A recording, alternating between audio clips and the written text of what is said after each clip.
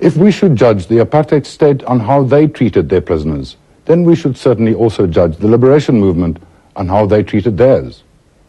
The name Quattro is a dark stain on the human rights record of the ANC in the late 70s and early 80s. The notorious Angolan camps for ANC recruits from South Africa in the 70s and early 80s were not all that the determined and militant youth who skipped the country expected them to be. One such camp was Quattro. I think we were 8 or 9. We were handcuffed the following morning, forced to lie on the stomach in the Land Rover, and we could see now we're going to a place where if they give you bread, you'll think it's a cake. That's Quattro. Quattro is a number in Portuguese. We called it Quattro because we used to believe in our country at a place like number 4. I think this is the place. What was more surprising is that the uniform they gave was so dirty. And then they told us that this is a hell of a place. You could feel they just pointed to us, that's your cell. You don't look anywhere, you just go straight into that cell.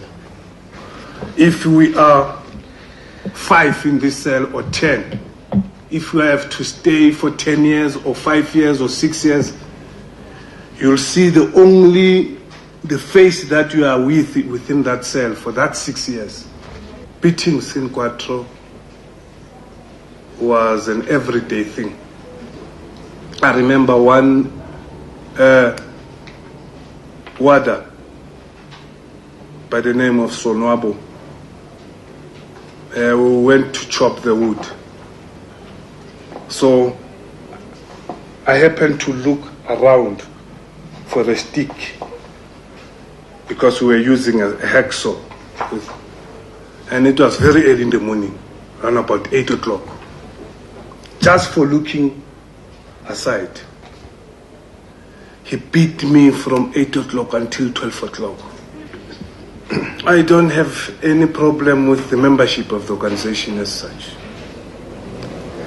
I don't have any problem with my colleagues, but I have a problem with the leadership of the ANC.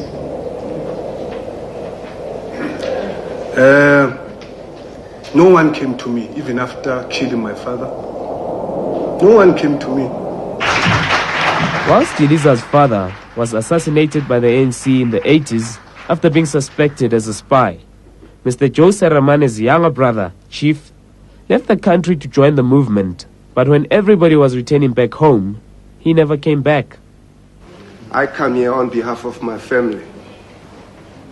I come here to express the feeling of betrayal by compatriots and comrades.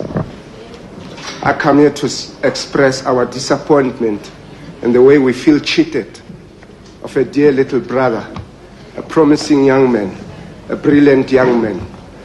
I come here to talk about the hypocrisy that's taking place in our country. I want to ask for the true records of those trials in Quattro camp.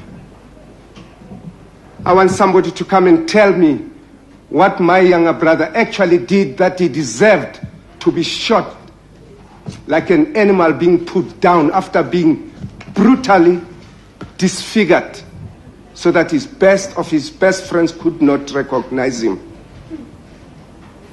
I want that comrade of mine to come up and be honest and say, and tell a little lie at least to the family, a little white lie, and say, we shot him accidentally when we were practicing. We will be satisfied. Why do you cheat me of my brother's bones? Why do you think our contribution is worth nothing? Why do you think we ran and volunteered to risk our lives calling for your own return home? for justice, supporting you in your call to be treated under the Geneva Conventions, and you couldn't treat your own that way. Just say the truth. Come back and tell us.